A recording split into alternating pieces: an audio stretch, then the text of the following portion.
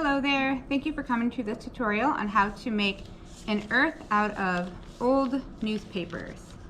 So first what you need to do is grab some newspaper that you're not using anymore, and you'll need a large paper plate or any round object like a big bowl will do. We're going to use this to trace around to make our earth.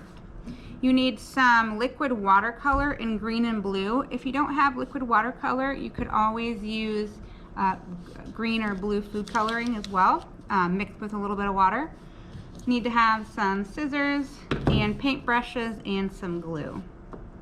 So the first thing I'm going to do is trace out my globe here. I actually have a few of them here so I can make extra. And if you want to make it a little bit smaller, you can do that as well. You don't have to make it this big. And you don't have to use a mark or Sharpie, of course. You can always use a pencil.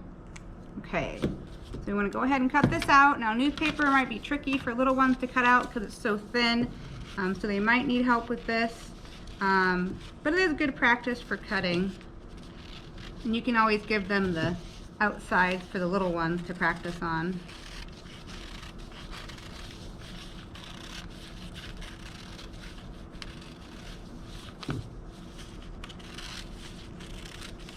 All the way around, and of course it's okay if it's not perfect.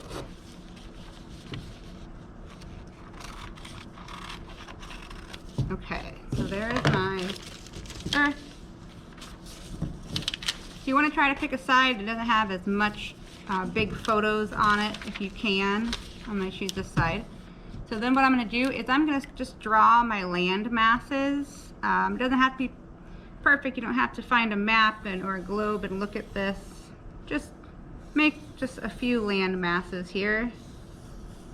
Okay, so these will be where our land is, and this will be where the water is.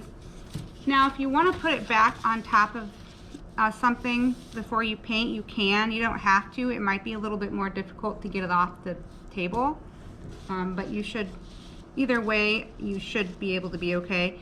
You can put it on a tray if you want to, or you can do it right here. You don't want it to dry on top of your table because then you won't be able to get it off.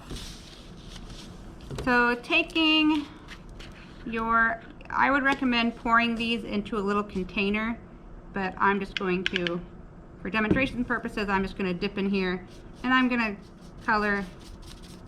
So liquid watercolor, what I like is it has the right amount of water in it, so it doesn't run, it doesn't bleed as badly as if you try to mix it yourself. You still can get too much, so make sure that they're not loading up their brushes. You can always go back over the same spot to get the rest of it.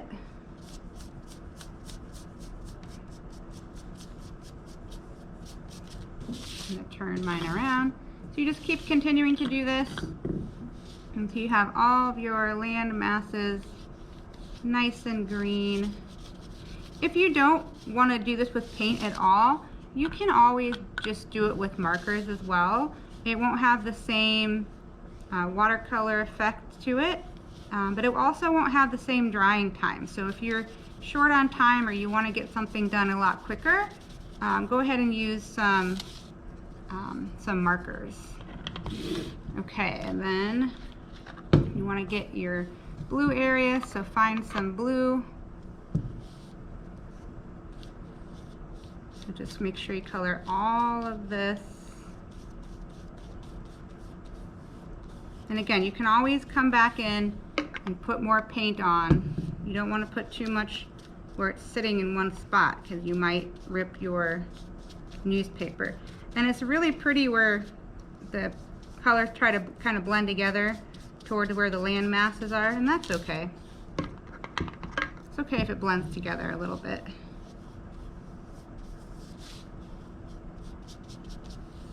I got a little bit of green in the middle of my water, but that's okay. So I want to go ahead and finish the rest of this.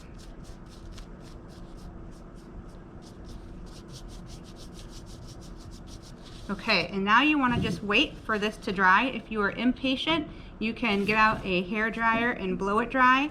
It dries pretty quickly if you put it out in the sun as well. Just remember to put something underneath it so it doesn't stick to anything. So once your globe, your earth has officially dried, so you'll know it's totally dry because it has a little bit of a crinkle to it. It's dry on both sides. You're gonna grab a black piece of paper. See, this is almost too big for this, but that's okay. And then we're just gonna glue it to the back here. Get your stick glue, works the best for this, then you won't have any lumps in it. Stick glue works best for paper on paper. You just stick it right in the middle. It's overlapping a little bit, that's all right. It makes it look like a three-dimensional earth. Okay, and the last part, if you'd like, is you can always take a white gel pen or a white crayon and make little X's out here, and those can be your stars. Or if you have some glitter glue, you can make little glitter glue dots, and those will be your twinkling stars. So there you go. For the Earth Day for the month of April, we are doing some Earth-related crafts. So here is one on how to make a recycled newspaper Earth.